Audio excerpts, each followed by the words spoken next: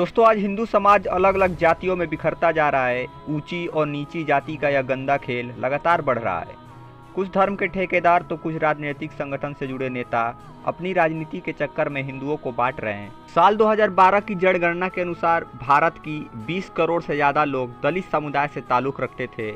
इस समुदाय में एक प्रमुख जाति चमार भी है। आज भले ही चमार शब्द का प्रयोग किसी का अपमान करने के लिए किया जाता हो, परंतु वास्तव में चमार क्षत्रिय हुआ करते थे। चमारों का अपने आप में ही एक गौरवशाली इतिहास रहा है। विदेशी आक्रमणवासियों के खिलाफ आवाज़ उठाने से लेकर भारत की आज़ादी तक चमारों ने एक बहुत बड़ा योगदान दिया है। आपको जानकर हैरानी होगी कि प्राचीन काल में चमारों का कोई वर्णन नहीं मिलता है, तो फिर चमार जाति अस्तित्व में कहाँ से आई? क्यों सूर्यवंशी क्षत्रिय से संबंध रखने वालों को आज चमार कहा जाता है? तो आज की इस वीडियो में हम आपको चमार जाति के बारे में विस्तार से बताएंगे और साथ ही हम दावे के साथ कहते हैं कि इस वीडियो को देखने के बाद चमारों के प्रति आपकी सोच में जरूर बदलाव आएगा। हिंदू धर्म के अनुसार इस दुनिया की रचना ब्रह्मा जी ने की है। प्रत्येक जीव ब्रह्मा जी द्वारा बनाया गया है। ईश्वर ने धरती के सभी मनुष्य को एक समान बनाया है, लेकिन समय के साथ इंसान पंथवाद और जातिवाद में पड़ता गया और इंसान ही इंसान का शत्रु बन गया। धर्म और जाति के भाव पर प्राचीन भारत में कोई भेदभाव नहीं होता था। पहले के लोग जाति के आधार पर नहीं बल्कि वर्ण और उनके कर्म के आधार पर उन्हें अलग अलग श्रेणी में बांटा जाता था। आज के समय में जैसे डॉक्टर, इंजीनियर, टीचर्स अलग अलग पेशे हैं, वैसे ही पहले उन्हें कर्म के आधार पर बांटा जाता था। ब्राह्मण, क्षत्रिय, वैश्य, शूद्र के बारे में आपने पढ़ा ही होगा। ये सभी नाम लोगों के उनके कर्मों के आधार पर ही दिए गए थे।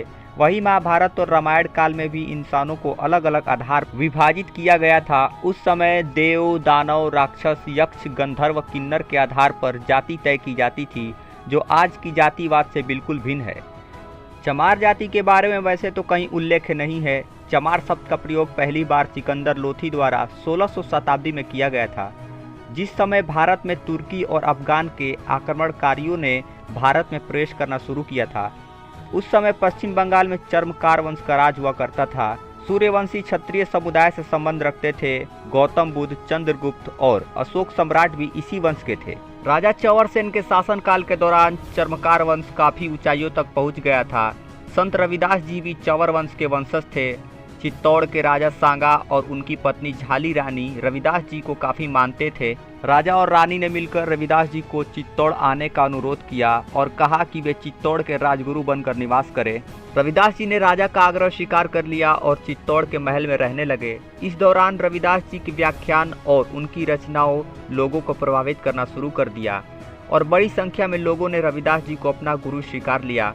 वहीं दूसरी ओर दिल्ली में सिकंदर लोथी का शासन चल रहा होता है। सिकंदर लोथी को रविदास जी के बारे में सूचना मिलती है। उन्हें डर हुआ कि कहीं लोग इस्लाम धर्म की बजाय रविदास जी से ज्यादा प्रभावित होना ना शुरू कर दे।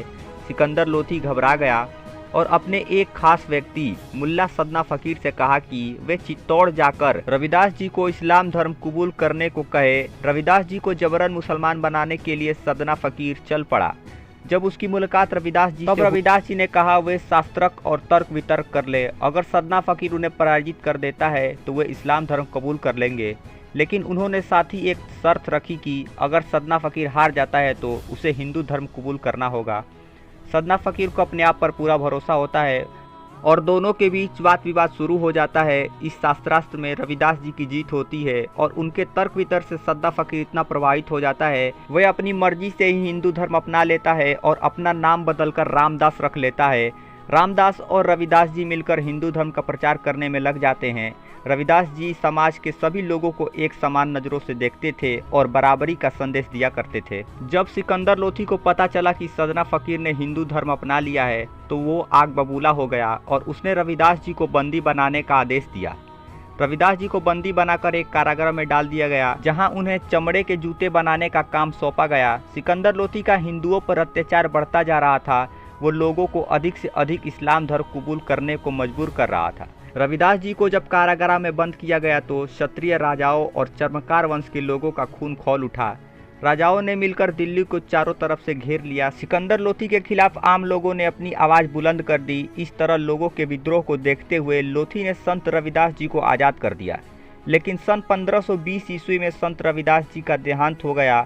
एक बार फिर सिकंदर लोधी का अत्याचार बढ़ गया और चर्मकार वंश के लोगों ने इस्लाम धर्म कबूल करने से साफ इनकार कर दिया। सिकंदर लोधी ने इस वंश के सैकड़ों हजारों लोगों को बंदी बनाया और चमड़े के जूते बनाने और अन्य चीजें बनाने का काम सौंप दिया। इससे पहले भारत में चमड़े के जूते या अन्य चीजों का प्रयोग नहीं किया जाता था और चमड़े को अशुद्ध माना करते थे।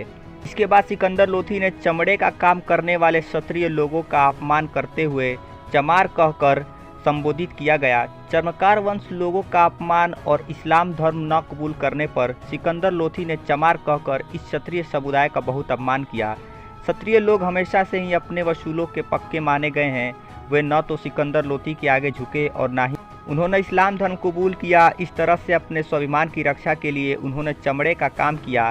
तभी से चमड़े का काम करने वाले लोगों को चमार कहना शुरू कर दिया गया।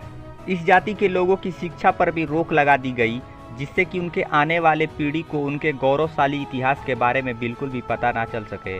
चमड़े का काम करने के कारण उन्हें क्षत्रिय समुदाय से अलग कर दिया गया। सिकंदर लोधी ने ही इन्हें नीच और शूद्र जाति का दर्जा दिया है। कर्नल ट्रोट की किताब द हिस्ट्री ऑफ राजस्थान में चर्मकार वंश और चवर सेन के बारे में काफ़ी कुछ लिखा है। चमार जाति के इतिहास के बारे में सबसे अच्छी व्याख्यान डॉक्टर विजय की पुस्तक हिंदू चर्मकार जाति में देखने को मिलती है।